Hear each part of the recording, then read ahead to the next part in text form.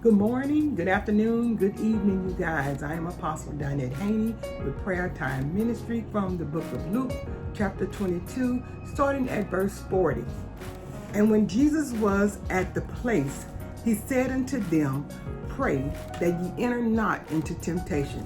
This is when Jesus was in the Garden of Gethsemane, you guys. And he said to them, he said, listen, I need you to pray that you enter not into temptation. But as he goes into the garden, he is praying now himself. And listen, Jesus is acquainted with all of the things that we experience.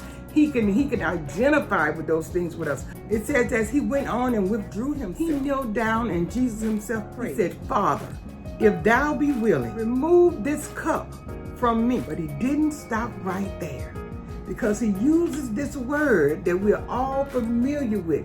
He says, nevertheless. Now, I don't know about you, but there's been some times in my life when I've asked God for certain things, but I knew that he knew better than me. And I would say, okay, God, besides what I want, notwithstanding, although this is what I would like, don't let my will be done, God. Let your will be done. So Jesus says, if it's possible, if you're willing, Father, remove this cup from me. And he says, nevertheless, not my will, but thine be done.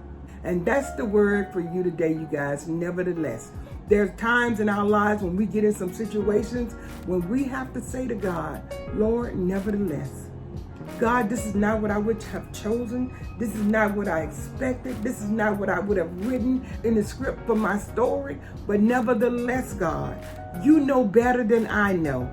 Your cause is greater than what my cause is. Your will is greater than what my will is.